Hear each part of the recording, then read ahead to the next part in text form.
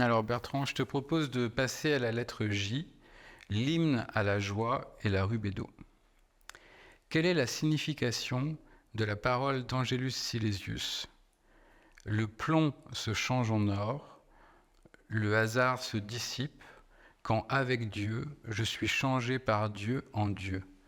Est-ce l'issue de la dialectique entre le moi et l'autre, de l'œuvre au rouge? Ah, l'œuvre rouge. Bon, je n'en dirai que ce que j'en connais, dont j'ai fait l'expérience. Angelus Silesius était un prêtre, alchimiste et mystique rénant du XVIIe siècle, pour ceux qui ne le connaissaient pas. La transformation du plomb en or, on le rappelle, c'est pour nous, en termes psychologiques, on va dire l'intégration de l'ombre. Ce qui était pesant, ce qui pouvait nous nuire, ce qui entravait un flux vital, a été suffisamment travaillé et nous devenons beaucoup plus conscients, beaucoup plus libres. Bon, il reste toujours de l'ombre, mais enfin, elle est beaucoup moins gênante au fur et à mesure. Et surtout, on la connaît, donc on sait quelle place il faut lui donner.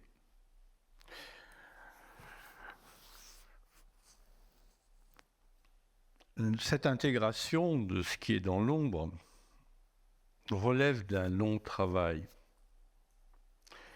Le raccordement à l'âme relève d'un long travail. Œuvre noire, puis œuvre blanc. Mais lorsqu'il est effectué,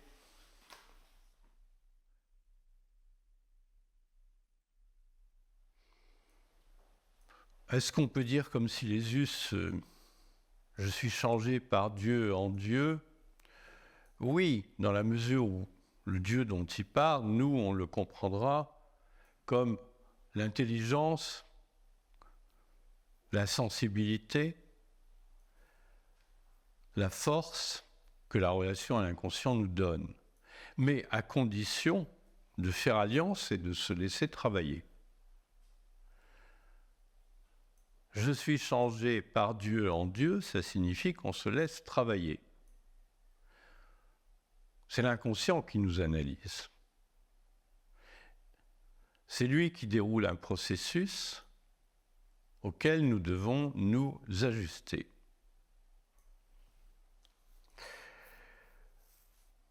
Dans cette nouvelle alliance,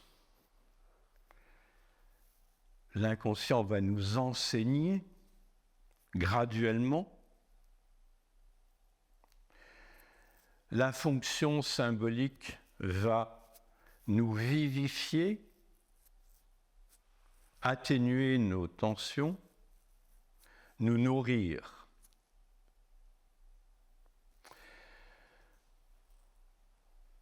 Ce que Silesius appelle Dieu, nous l'appellerons, peut-être d'ailleurs c'est à ça qu'il pensait, lumière d'une conscience renouvelée, souveraine, non obscurcie par des complexes et par des prétentions.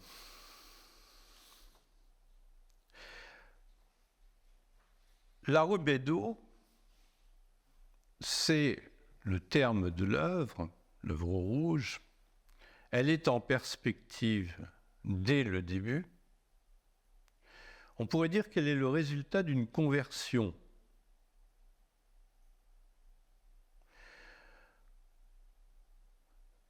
Nous écoutons.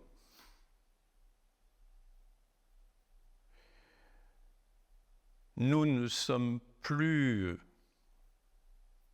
seulement dans notre volonté personnelle. D'une certaine façon, on pourrait dire, nous faisons naturellement la volonté de Dieu. C'est-à-dire, nous ne sommes pas écrasés par une hypostase divine, nous ne sommes pas écrasés par un tout-puissant omniscient, mais nous nous laissons inspirer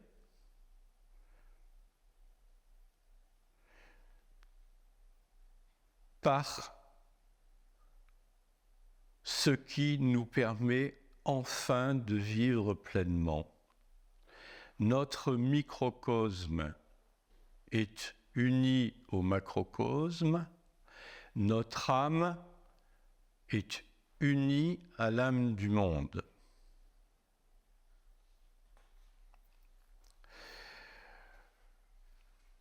Voilà. Il est question de la magie dans le livre rouge, vu qu'on est dans les transformations de métaux. Je voudrais te parler un peu de magie.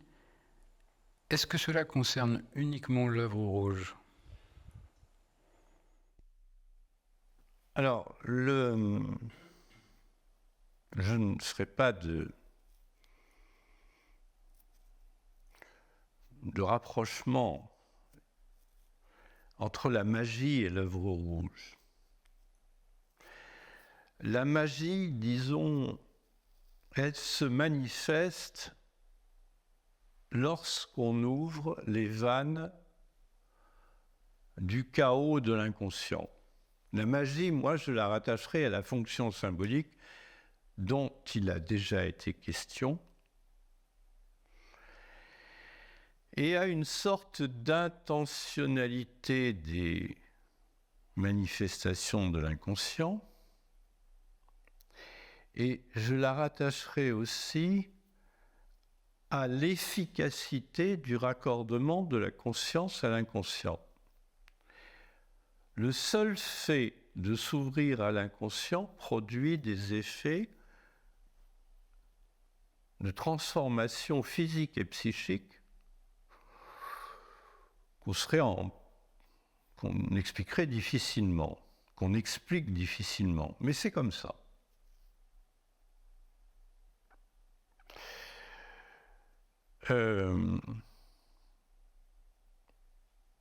La magie, c'est qu'en s'ouvrant à cette source d'information, on s'allège, on va mieux. Voilà. La magie, c'est aussi qu'adviennent des images, des symboles qui sont en quelque sorte de nouveaux programmes de vie. Ce n'est pas nous qui les inventons, ils adviennent en nous. Jung dit nous avons besoin de la magie pour pouvoir accueillir ou appeler le messager de l'incompréhensible et ce qu'il a à dire.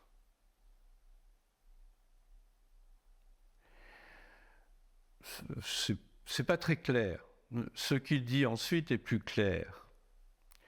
La pratique magique consiste en cela que ce qu'on ne comprend pas est rendu compréhensible d'une manière elle-même incompréhensible.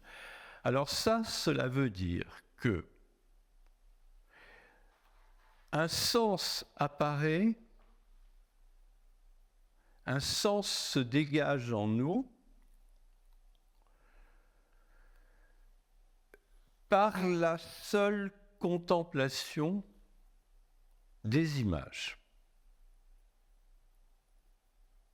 Les images nous sont données, elles sont relativement incompréhensibles, mais à force de les contempler, de les mendiquer, un sens peut apparaître. Et ça, c'est magique. On n'utilise pas pour les comprendre des connaissances qu'on a, on n'utilise pas pour les comprendre notre raison, on accueille un sens qui se forme, comme une vapeur qui se dégage. Et cela procure de la joie. tout d'un coup, il y a quelque chose qui s'éclaire. Insight. Et nous avons le sentiment d'être les réceptacles et les agents, si je peux dire, d'une sagesse qui vient d'ailleurs, d'une intelligence qui vient d'ailleurs, d'une sensibilité qui vient d'ailleurs. Revenons juste un peu à la Rubedo. Est-ce que tu recueilles de nombreux témoignages de l'œuvre rouge? Non. Non, parce que la Rubedo, le plus souvent, se vit hors champ analytique, même si elle est en perspective dès l'abord.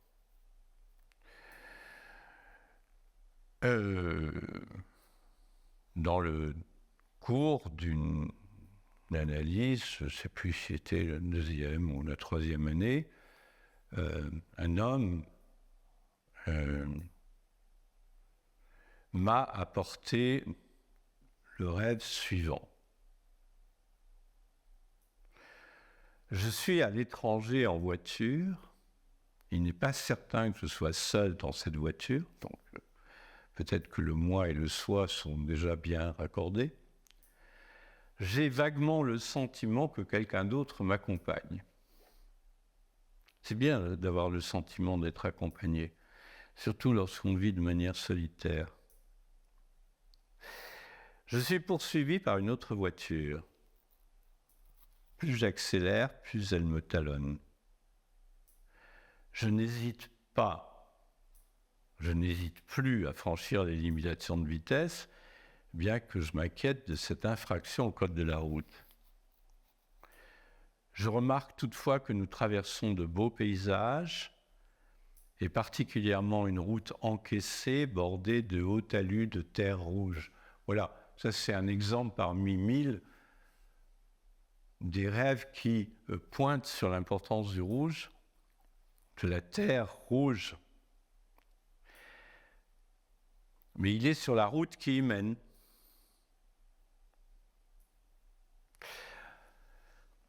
Alors, est-ce que je recueille de nombreux témoignages? Non, j'en recueille quand même quelques-uns, mais dans la mesure où on peut concevoir comme l'alchimiste Dorn, un alchimiste d'origine nordique du XVIe ou du XVIIe siècle, XVIIe il me semble, on peut concevoir la Rubedo comme l'union de l'âme et de l'esprit avec le corps.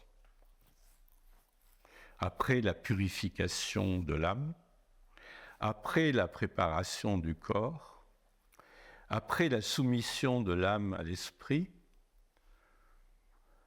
après que nous ayons quitté la turbulente sphère corporelle et que nous ayons effectué les purifications nécessaires, on réintègre le corps, c'est-à-dire que l'on vit ce que l'on a travaillé, on le remet en jeu, on incarne quelque chose. C'est le temps de l'incarnation, l'œuvre rouge. Enfin, une phase de l'œuvre rouge, parce que l'œuvre rouge, c'est beaucoup de choses. C'est la production d'un corps immortel. On n'en est pas là. On pourrait être tenté d'associer la Rubedo à la joie du corps unie à l'âme et à l'esprit, donc. On attribue à cette phase de l'œuvre toutes les vertus de la créativité également. Rubedo, c'est le temps de la créativité. Il est incontestable que des énergies qui auront été préalablement purifiées, domestiquées, civilisées, peuvent s'exprimer autrement lorsqu'on atteint cette phase de l'œuvre rouge. Il est incontestable que la vie est alors plus libérée, plus authentique, et évidemment tout cela correspond à un état de joie.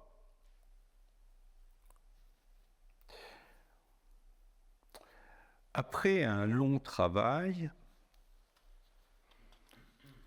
un de mes patients m'a apporté un rêve que j'ai déjà cité dans mon premier livre, Le travail des rêves, en psychothérapie analytique jungienne, dont je vais rappeler quelques lignes.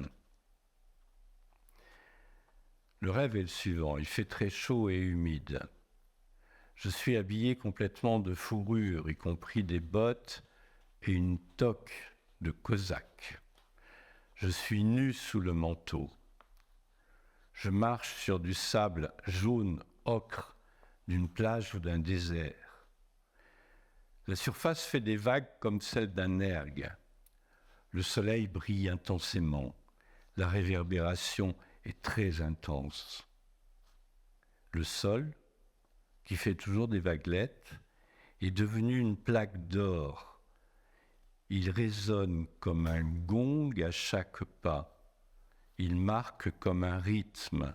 On voit bien que le monde devient sensible, que la nature devient surnaturelle aussi.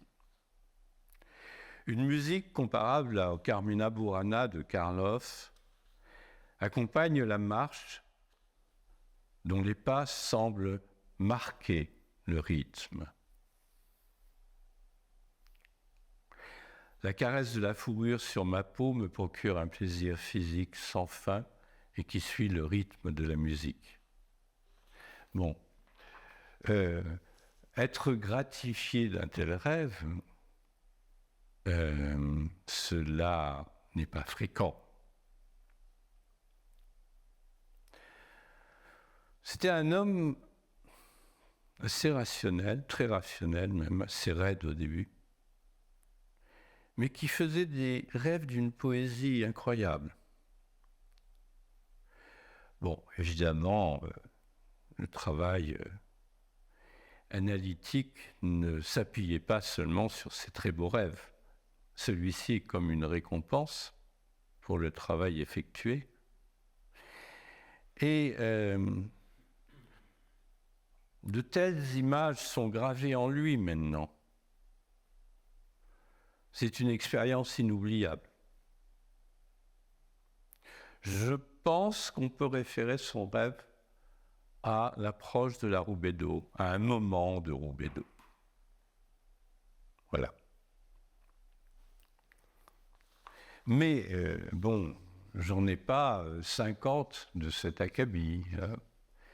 Et moi-même, si je fouille dans ma malle de rêve, je ne sais pas si j'en trouverai. Peut-être quelques-uns, mais beaucoup plus modestes. En tout cas, on sent bien la musique du monde. On sent bien la musique du monde. Le monde devient animé.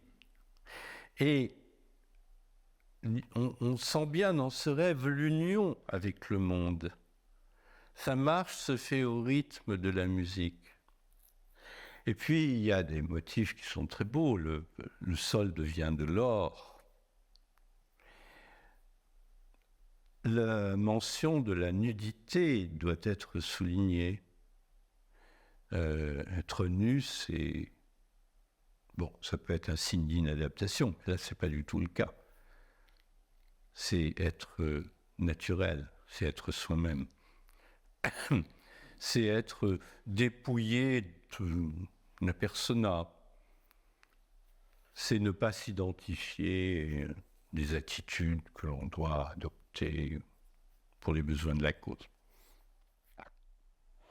En parlant de nudité, j'aimerais que l'on approfondisse la notion de créativité. Est-ce que être créatif, ce n'est pas avant tout avoir cheminé au plus près de sa nature et de la nature? Alors,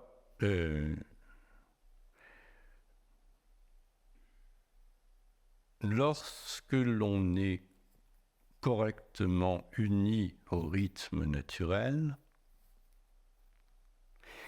lorsqu'on est moins opaque aux influences, aux lumières de la nature, on est empli de tous ces rythmes, on est empli d'une force qui, je pense, nous rend créatifs. La fréquentation de l'inconscient suscite un élargissement de la conscience. Quand on parle d'élargissement de la conscience, cela signifie que l'on sent davantage des choses, cela signifie qu'on est en mouvement, cela ne signifie pas seulement qu'on comprend. Cela signifie qu'on est vivifié. La conscience, elle a plusieurs fonctions, hein. La pensée, le sentiment, l'intuition, la sensation.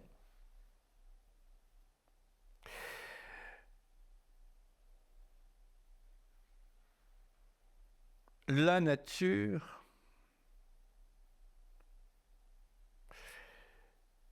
n'est pas idéale. Elle est, tout simplement. Autrefois, une certaine génération, je sais que tu t'intéresses au cinéma, vantait les films à thèse. Bon, entre nous soit dit, ils ont très mal vieilli. Ils sont généralement très ennuyeux. Ils comportent beaucoup de simplifications. À l'inverse, il y a des œuvres poétiques, plus ou moins improvisées, et qui n'ont pas pour propos premier de démontrer quelque chose. Et elles nous touchent beaucoup plus. Je pense à Pierrot le Fou, par exemple, de Godard, que nous aimons tous les deux. Eh bien, il y a une différence entre le projet, l'idéologie et le naturel. Et je crois que quand on est plus proche de la rue Bédot, on est de plus en plus naturel.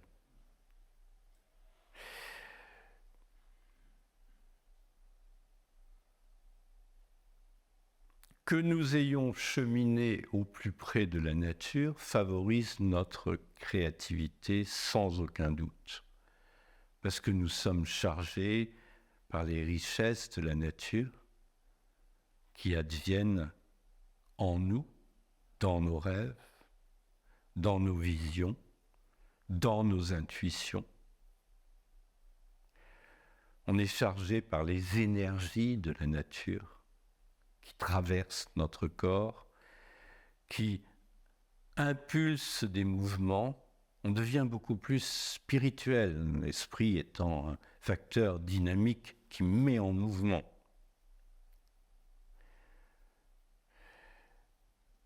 On vit dans un rythme.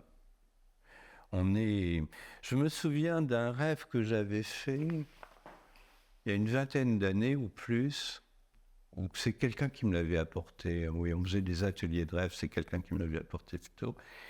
Et cette personne avait rêvé, nous sommes au service de la percussion percutante. Hein ? Voilà. Alors, c'est sûr que quand ça percute, ça crée quelque chose. Ça crée d'autres situations.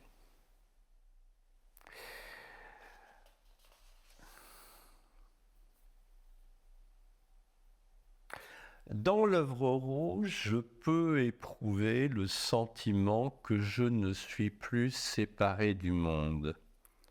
Ça me parle. Les événements, les arbres, le vent, les pierres, ça me parle. Bon, je dois être un peu animiste, probablement. Dans l'œuvre rouge,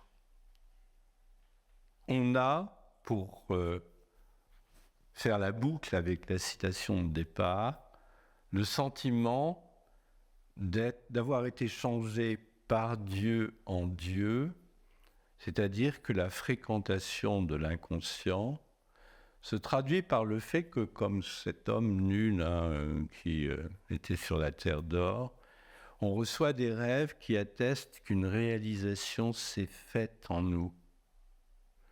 Peut-être s'agit-il de la production de ce fameux corps immortel que cherchaient les alchimistes.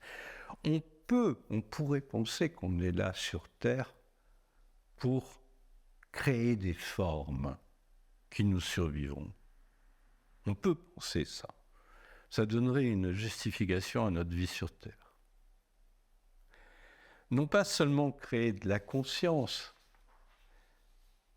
enfin, si, c'est bien sûr créer de la conscience, mais il est plus précis de dire on va créer des formes, des structures, peut-être ce fameux corps de diamant des traditions, enfin, le coursier sur lequel nous pourrons continuer notre voyage.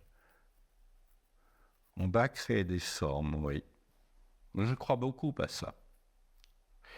Et en Roubedo, on a des signes de cela.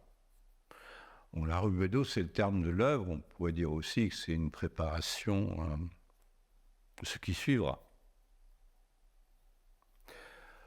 Bon, retombons sur Terre. Ce qui distingue l'œuvre rouge de l'œuvre blanc, c'est d'abord une présence accrue dans le monde.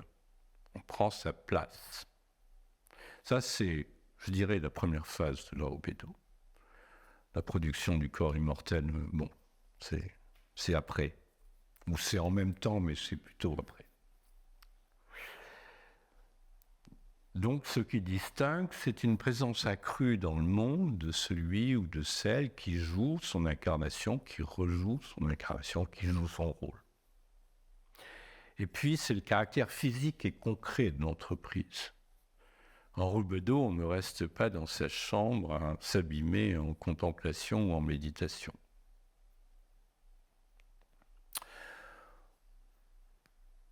L'homme ou la femme en Roubedo, la femme ou l'homme, sont des témoins d'une réalité unifiée. Les contraires sont bien présents, mais sont relativement unifiés. Ils sont moins en tension. Ils ne s'opposent pas. Moins. Et l'être en Roubedo est un témoin. Par sa seule présence, il exerce une influence, sans le vouloir. Surtout sans le vouloir. L'art Roubedo est le temps d'une intelligence complexe.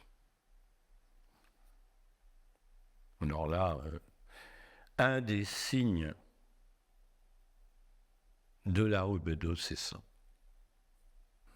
Alors, on peut dire des tas de choses sur l'art Roubedo. On peut faire assaut d'érudition si on a bien lu les ouvrages alchimiques de Jung, encore qu'il parle, comme tous les alchimistes d'ailleurs, assez peu de l'art Roubedo, parce qu'il n'est pas sûr qu'ils soient tous arrivés à ce stade. Dorn dit que l'œuvre rouge, c'est l'union de l'homme avec l'unus mondus des origines, la réintégration dans l'unité. Concrètement, cela veut dire qu'en Roubedo, on est plus affecté, on est davantage affecté par les archétypes de l'inconscient collectif que par ses complexes personnels. Voilà. Si on veut faire du très très simple. Ce qui distingue l'œuvre rouge de l'œuvre blanche, c'est une présence dans le monde, on y prend sa place. C'est une intelligence complexe, c'est-à-dire que même si on doit à certains moments prendre rigoureusement position, on le fait avec du recul. On tient ses chevaux, si je puis dire, et on fait surtout les choses avec naturel. Et une influence mystérieuse émane. L'être en rubédo, il exerce une influence sur les autres. Il est un porteur de conscience. Il est un multiplicateur de conscience. Alors, restons modestes, encore une fois, ne nous vantons pas, mais essayons tout de même de cheminer pour nous rapprocher au plus près de cet état de grâce.